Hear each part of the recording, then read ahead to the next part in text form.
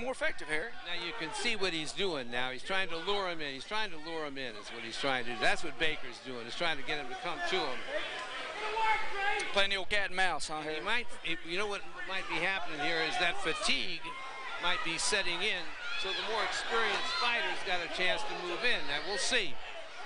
But you can see that Baker's stepping forward now like he wasn't stepping forward before. So something's going on in that ring that we might not know about. Harry, something you alluded to, he is leaping. Something you alluded to earlier, though. Mathis seems to switch after a flurry when he's tired, so I think it is a decoy, Harry. I think so. See, now Baker's coming forward, which means that he might be sensing it also. Baker really looks good when he punches in combination. I think that's what his father's pleading for. Just let his hands go. As we approach the end of the round, Mathis trying to steal the round with a flurry. Baker's had a great round. Coming back. What an exchange, folks. What an exchange, Harry. That was a heck of a round. Great round. Great round, ladies and gentlemen. But it was, I'll tell you what, for an inexperienced fighter like Mathis, that was a lot of, you know, he knew he had 10, 15 seconds left to try to steal the round. And I think he knew that he lost that round. So it's going to be interesting now to see what happens in round 6. Who's got it? This is a good fight. Great fight. Harry, I wish we could go into a corner of Mathis over here, but can you give us a little insight into who his cornerman is and what you know about it? He's got Jason Jorgensen's a very, very astute boxing man in his corner. Very, very well versed in the game. And, you know, I've always thought that Jason was good with young fighters like this, and he is. And I'm sure what he's telling them right now, this is the last round, and you better fight. Well, Harry, this is what they call championship rounds, and they're both in deep water. We're going to see who can swim. Exactly, that's right. That's a good way to put it. Now you see the father's told Baker he's got to give it all. He's got to leave it all in here.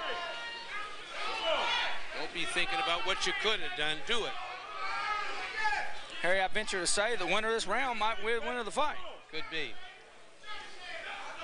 I don't want to oversimplify the entire fight to that, but it's been non-eventful for either one as far as, not non-eventful is not the right word, but hasn't been overly one-sided. You see, if it was a longer fight, you could see that leaping might get to Mathis. Those leaping shots that he's trying to do, a real experienced fighter will catch him coming in, which you know, Preston. You've Absolutely. seen that happen so many times.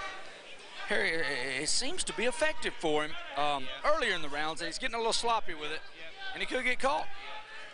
And I think at the point he's a little slower with it now, and I think Baker sees it.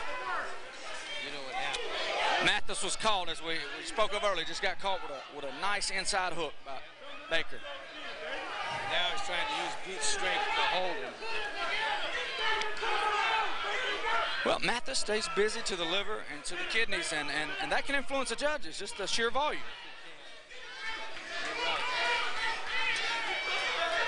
Hard to say who's the fresher of the two fighters. It's another good example of a good, evenly matched fight. Good matching. I can't go on enough of how Jim Court lets these guys fight, and it's been a great fight. Excellent referee. That was a good point you made. You don't see him. You don't see him. He hasn't put himself into the fight. Here we're seeing Mathis go into an Ali dancing mode, almost the decoy mode again. Is he tired, or is this effective? I think that's tired. He hasn't been 6 rounds. Well, if he's tired but has the legs, he can still get on the bicycle and run. When you see a fighter do that, though, you almost think that he thinks he has a fight in the bag, possibly, and is avoiding the big punch. Yeah, exactly. And see what happens is you can see that you can see his mouth open now, Mathis. And Baker's been here before. Baker's been this round. This is old hat to him.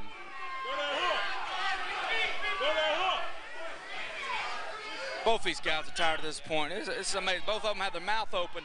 If one of them gets caught with their mouth open, we're going to either have a mouthpiece on the ground or a broken jaw. Exactly. Tremendous flurry. Jim Court quickly is going to rule that a slip. That's a slip, Harry. And it was a slip. Another good slip. Not even a flash knockdown. The end of the round. Great fight.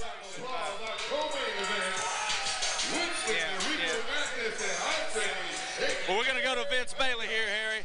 And before we actually know the decision, I don't know which way this fight will go. Tough fight to judge. I would not want to be a judge tonight. They're definitely underpaid. They've had a difficult look.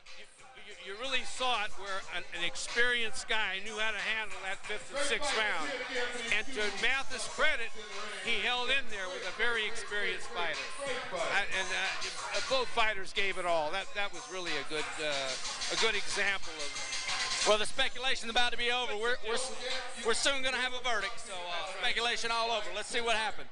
Yeah. Only $20 go by the DJ booth with Burton DVD and speak right now. You be watching it in the car on the way home. You be watching it on your iTunes, iPhone, YouTube. You can tweet it right now. $20 DVDs tonight. Go to the DJ booth and order yours right now.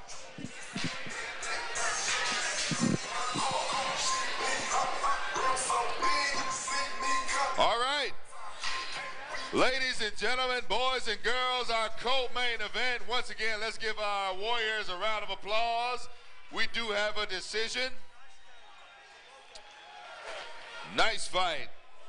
Judge A scores this bout 60-54.